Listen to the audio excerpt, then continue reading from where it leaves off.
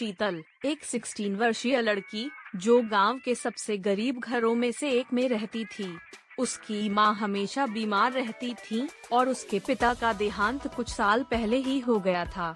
उसकी मां के स्वास्थ्य और घर की जरूरतों की जिम्मेदारी अब शीतल के कंधों पर थी। उसका छोटा भाई राहुल अभी स्कूल में पढ़ता था और वह शीतल का सबसे बड़ा सहारा था। गांव में हर साल राखी का त्योहार धूमधाम से मनाया जाता था। शीतल ने कुछ साल पहले राखी बनाने की कला सीख ली थी और अब वह हर साल अपनी छोटी सी दुकान पर राखियां बेचती थी। इस बार भी वह राखी के त्योहार से पहले बहुत उत्साहित थी, क्योंकि यह एकमात्र मौका था जब वह कुछ पैसे कमा सकती थी ताकि अपनी मां की दवाइयां खरीद सके और अपने भाई की शिक्षा का खर्च उठा सके। गांव में कई अमीर दुकानदार भी थे जो बड़े शहरों से महंगी और आकर्षक राखियां मंगवाते थे। शीतल की दुकान पर जो राखियां होती थीं, वे साधारण थीं, लेकिन उनमें उसके प्यार और मेहनत की खुशबू बसी होती थी। परंतु गांव के लोग उन अमीर दुकानदारों की तरफ ज्यादा आकर्षित होते थे। शीतल की दुकान पर बहुत कम लोग आते थे, जिससे वह निराश हो जाती थी। शीतल की मां उसे समझाती कि पैसे का अभाव उसे अपनी इज्जत और मेहनत से दूर नहीं कर सकता। बेटी, मेहनत और सच्चाई से कमाया हुआ हर पैसा बहुत कीमती होता है, मां ने कहा। लेकिन शीतल के दिल में चिंता थी। राखी का त्योहार आने में कुछ ही दिन बचे थे और उसकी दुकान पर ग्राहक न के बराबर थे। शीतल को अपने बचपन की यादें सताने लगी, जब उसके पिता जिंदा थे। वह एक साधारण किसान थे, लेकिन उन्होंने शीतल को हमेशा सिखाया था कि सच्चाई और ईमानदारी से बड़ा कुछ नहीं होता। जब शीतल छोटी थी, तो उसके पिता उसे खेतों में काम करने के दौरान कहानियाँ सुनाया करते थे। वे कहते थे, शीतल, जीवन में मेहनत करने से कभी मत घबराना। समय चाहे कितना भी बुरा हो, अगर तुम अपने काम के प्रति ईमानदार रहोगी, तो एक दिन सफलता जरूर मिलेगी। अब जब शीतल अपने पिता को याद करती थी, तो उसकी आंखों में आंसू आ जाते थे। उसे लगता था कि उसकी मेहनत व्यर्थ जा रही है, लेकिन फिर भी उसने हार नहीं मानी। उसने अपनी दुकान को और भी सुंदरता से सजाया, राखियां साफ करके रखी और अपने ग्राहकों का इंतजार करने लगी। राखी से एक दिन पहले शीतल की दुकान पर रामू काका आए।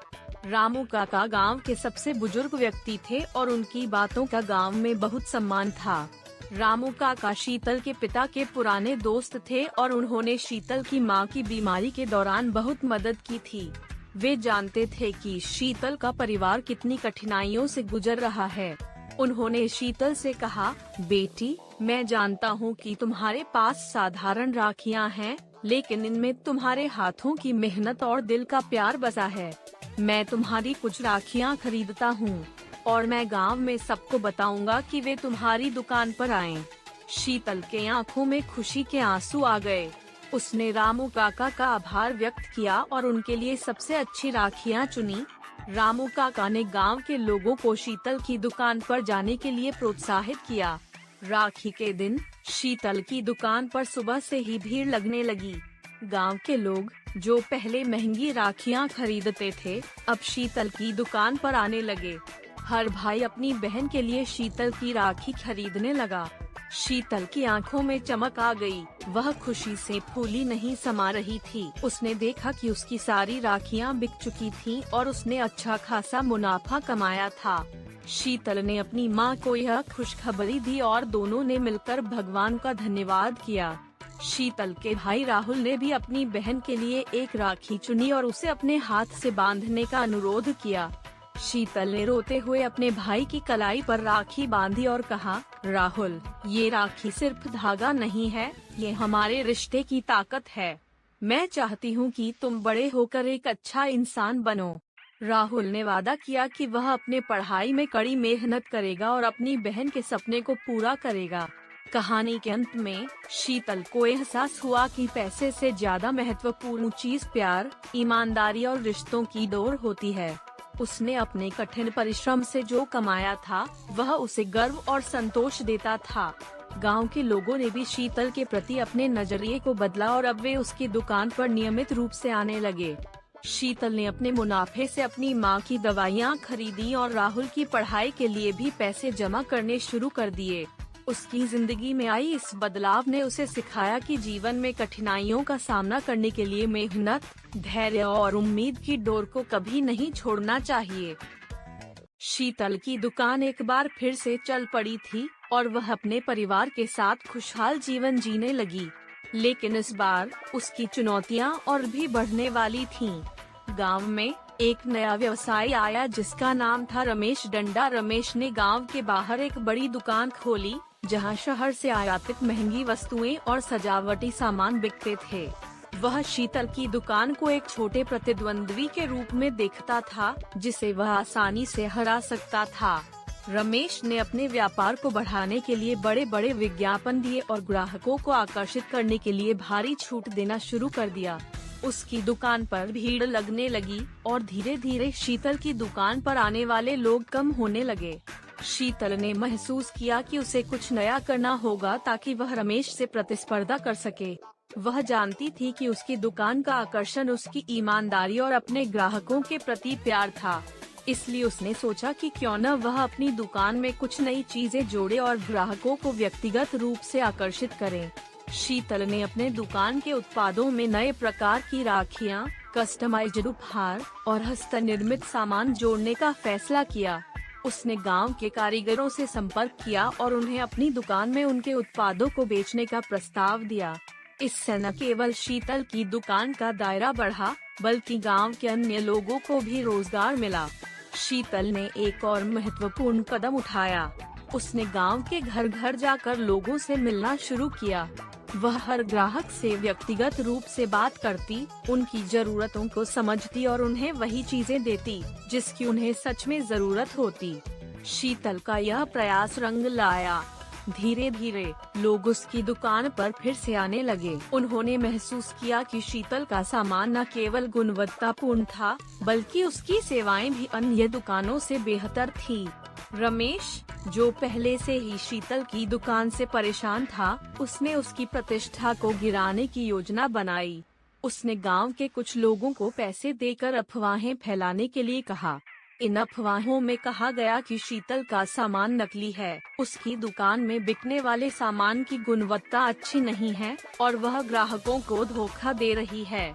शीतल को इन अफवाहों के बारे में जल्द ही पता चल गया, लेकिन उसने धैर्य और समझदारी से काम लिया। उसने गांव के प्रमुख लोगों से मिलकर अपनी सच्चाई के बारे में बताया और उन्हें अपनी दुकान में आकर खुद सामान की गुणवत्ता जांचने के लिए कहा। गांव के लोग शीतल की ईमानदारी से प्रभावित थे और उन्होंने रमेश की चालों को नकार दिया। शीतल ने अब अपने व्यवसाय को एक सामाजिक उद्यम के रूप में स्थापित किया। उसने गांव की महिलाओं को राखियां और हस्तशिल्प बनाना सिखाया और उनके उत्पादों को अपनी दुकान में बेचना शुरू किया। इससे गांव की महिलाओं को भी आत्मनिर्भरता का मौका मिला। गांव के लोग अब शीतल को एक नेता के रूप में देखने लगे थे। वह न केवल एक सफल व्यवसायी थी बल्कि उसने गांव के लोगों की जिंदगी को भी बदल दिया था। उसने गांव में बच्चों के लिए एक छोटी सी पाठशाला भी खोली जहां वे मुफ्त में शिक्षा प्राप्त कर सकते थे। रमेश, जिसने शीतल को गिराने की हर कोशिश की थी, अंततः उसकी ईमानदारी और मेहनत के आगे झुक गया। उसने अपनी गलतियों को स्वीकार किया और शीतल से माफी मांगी। शीतल ने उसे माफ कर दिया और कहा, हमारा असली प्रतिस्पर्धी कोई और नहीं बल्कि हम खुद होते हैं। अगर हम अपने आप से सच्चे हैं तो कोई हमें हरा नहीं सकता। शीतल की कहानी पूरे गांव में एक प्रेरणा बन गई। उसकी मेहनत, ईमानदारी और दूसरों की भलाई के लिए काम करने का जज्बा उसे एक सच्चा नायक बना दिया। गांव के लोग उसकी दुकान पर नियमित शीतल की दुकान अब एक छोटे से व्यवसाय से बढ़कर गांव की पहचान बन चुकी थी। गांव के लोग उसकी दुकान को केवल एक व्यापारिक स्थान नहीं बल्कि एक ऐसी जगह के रूप में देखते थे जहां उन्हें अपनापन और प्यार मिलता था। शीतल ने अपने भाई राहुल को एक अच्छे स्कूल में दाखिला दिलाया और उसकी मां का इलाज भी अच्छे से हो सका। शीतल की कहानी इस बात का प्रतीक बन गई कि अगर इंसान में सच्चाई, मेहनत और दूसरों के प्रति करुणा हो तो वह किसी भी कठिनाई का सामना कर सकता है और समाज में एक सकारात्मक बदलाव ला सकता है। कहानी का अंतिम संदेश यह है कि जीवन में आने वाली हर चुनौती एक अवसर होती है।